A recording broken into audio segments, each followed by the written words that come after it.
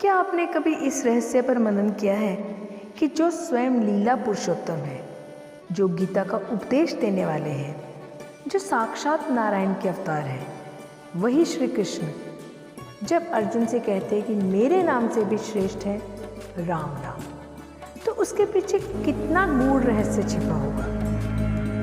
आज भक्ति रस पर हम केवल कथा नहीं सुनेंगे, आज हम उस अमृत तत्व को छुएंगे जो न केवल जीवन की उलझनों को सुलझाता है बल्कि आत्मा को मोक्ष की दिशा में मोड़ देता है।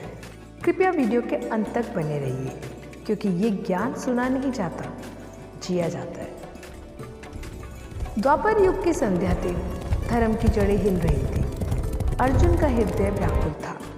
उन्होंने श्री कृष्ण से पूछा, हे प्रभु, जब आप इस धरती से विदा ले लेंगे और कलयुग का अंधकार फैल जाएगा, तब साधारण मनुष्य कैसे बचेगा?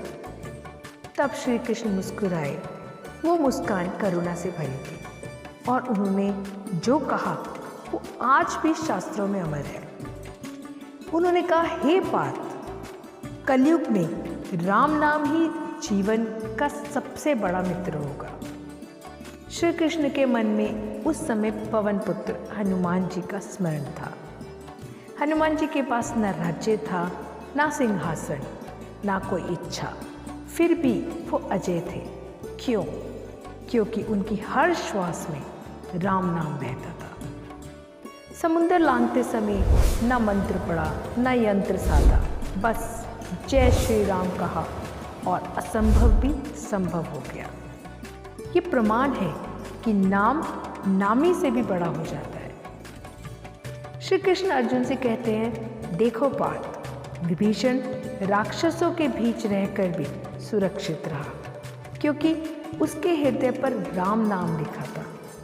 शबरी के पास न विद्या थी न वैभव, फिर भी भगवान राम स्वयं उसकी कुटिया तक आए, क्योंकि वहाँ प्रेम में डूबा नाम जप था। केवट ने भगवान राम से कुछ मांगा नहीं, बस नाम पर भरोसा किया और प्रभु को अपना ऋणी बना लिया।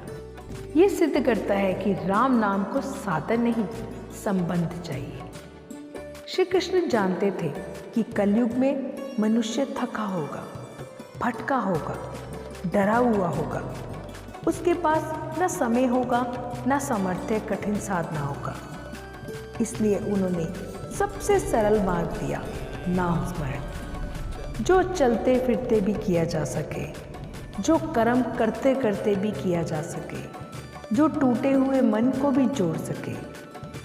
गोस्वामी तुलसीदास जी ने कहा, कलयुग केवल नाम आधारा, अर्थात इस युग में राम नाम ही वो नौका है जो संसार रूपी सागर से पार उतर सकती है। जैसे अंधेरी रात में एक छोटा दीपक पूरा घर रोशन कर देता है, वैसे ही राम नाम मन और जीवन दोनों को उजाला देता है। अर्जुन ने फिर पूछा, प्रभु, क्या सचमुच नाम इतना सामर्थ्य रखता है? तब श्री कृष्ण ने कहा, हे पार्थ, जिसकी जीवा पर राम नाम है उसे कलयुग के दोष छू भी नहीं सकते। ये केवल स्वयं नहीं, अपने पूर्वजों और अपने आने वाली पीढ़ियों तक को उद्धार का मार्ग दे देता है। ये ईश्वर की सबसे बड़ी कृपा है कि उन्होंने हमें इतना सरल मार्ग दिया। दोस्तों, आज यदि जीवन में शोर बहुत है, चिंताएं भारी हैं और मन अशांत है, तो कहीं बाहर मत जाइए। बस एक पल रुकिए, आंखें बंद कीजिए और धीमे से कहिए, राम राम राम। यही शब्द आपकी सांसों को शांत करेगा, यही नाम आपके टूटे मन को थामेगा और यही ध्वनि आपको प्रभु से जोड़ देगी। शायद हम बड़े तपस्वी ना बन सके, पर यदि नाम सच्चा हो तो प्रभु स्वयं हमारे पास आ जाते हैं। इसी विश्वास के साथ अपनी हर सांस को राम नाम से भर दीजिए। और हमारे गुरु भी कहते हैं कि भगवान कोई आसमान पर नहीं है कि हम देखें और हमें आसमान में दिख जाए। भगवान तो हमारे मन में है, आपके मन में है।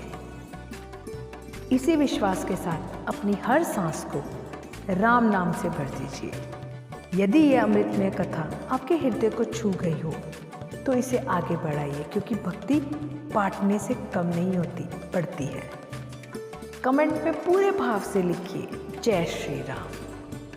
भक्ति रस परिवार से जुड़ने के लिए सब्सक्राइब करना ना भूलें। फिर मिलेंगे एक और दिव्य कथा के साथ। तब तक नाम में रहें, प्रेम से रहें और प्रभु की शरण में रहें।